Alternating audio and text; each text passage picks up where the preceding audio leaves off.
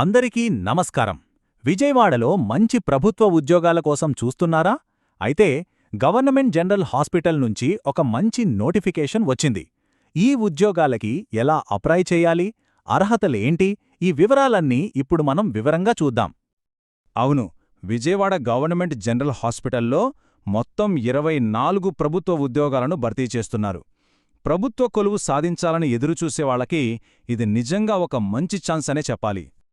సరే, మరి ముందుగా అసలు ఏ పోస్టులున్నాయి, వాటికి జీతమెంతిస్తున్నారు, ఆ డీటెయిల్స్ ఎంతో చూసేద్దాం. చూడండి, ఇక్కడ మొత్తం 5 రకాల పోస్టులున్నాయి. జనరల్ డ్యూటీ అటెండెంట్, అలాగే స్ట్రెచర్ బేరర్. ఈ 2 పోస్టులకు చెరో 6 ఖాళీలున్నాయి.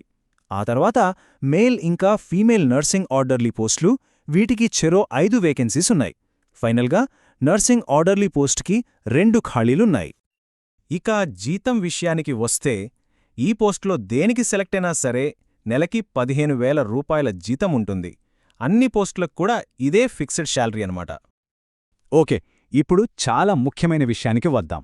అదేంటంటే ఈ జాబ్స్కి అప్లై చేయాలంటే ఉండాల్సిన అర్హతలేంటి, ఆ క్వాలిఫికేషన్స్ ఏంటో ఇప్పుడు చూద్దాం. చూడండి, ఈ ఉద్యోగాలకు కావలసిన ముఖ్యమైన విద్యా అర్హత కేవలం 10th క్లాస్ పాస్ అయితే చాలు. అవును, 10వ తరగతి పాసైన ఎవరైనా అప్లై చేసుకోవచ్చు. సో చాలామందికి ఇదొక మంచి అవకాశం. ఇక వయస్సు విషయానికి వస్తే అప్లై చేసేవాళ్ల వయసు కనీసం 18 ఏళ్లు ఉండాలి. గరిష్టంగా 42 ఏళ్లు వరకు ఉన్నవాళ్లు అప్లై చేసుకోవచ్చు. అంతేకాదు, ఏజ్ రిలాక్సేషన్ కూడా ఉంది. ఎస్సీ, ఎస్టీ, బీసీ, ఈడబ్ల్యూఎస్ కేటగిరీల వాళ్లకు 5 ఏళ్లు, ఎక్స్ సర్వీస్మెన్లకు 3 ఏళ్లు, ఇక దివ్యాంగులకైతే ఏకంగా 10 ఏళ్ల వరకు వయోపరిమితిలో సడలింపుస్తున్నారు. సెలక్షన్ ప్రాసెస్ కూడా చాలా సింపుల్ అండి. అభ్యర్థులను కేవలం ఇంటర్వ్యూ ఆధారంగానే ఎంపిక చేస్తారు. అంటే దీనికి ఎలాంటి రిటన్ టెస్ట్ అలాంటివి ఏమీ ఉండవన్నమాట. Direct interview. అన్నీ ఓకే, మరి అప్లై చేయడమెలా? ఇప్పుడు ఆ అప్లికేషన్ ప్రాసెస్ ఏంటో స్టెప్ బై స్టెప్ క్లియర్గా చూద్దాం. ఫాలో అయితే చాలా ఈజీ. గుర్తుంచుకోండి, ఇది offline application. So first step, official వెబ్సైట్కి వెళ్ళి నోటిఫికేషన్ చూడాలి. అక్కడే అప్లికేషన్ ఫామ్ ఉంటుంది, దాన్ని డౌన్లోడ్ చేసుకోవాలి. ఆ తర్వాత ఆ ఫామ్ను చాలా జాగ్రత్తగా తప్పులు లేకుండా మొత్తం నింపాలి.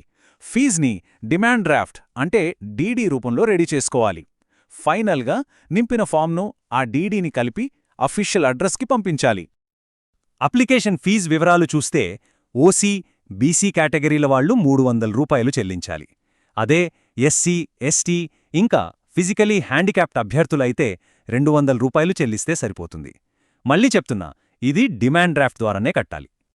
ఇక మీరు అప్లికేషన్ పంపించాల్సిన అడ్రస్ ప్రభుత్వ సిద్ధార్థ వైద్య కళాశాల, విజయవాడ.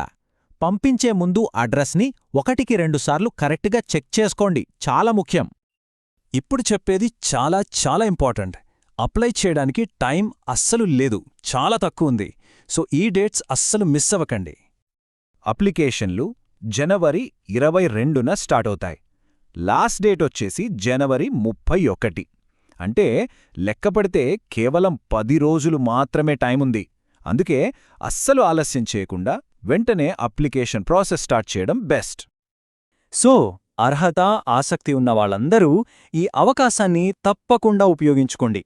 మరింకెందుకు ఆలస్యం, ఈ ప్రభుత్వ ఉద్యోగం వైపు మొదటి అడుగు వేయడానికి సిద్ధమేనా?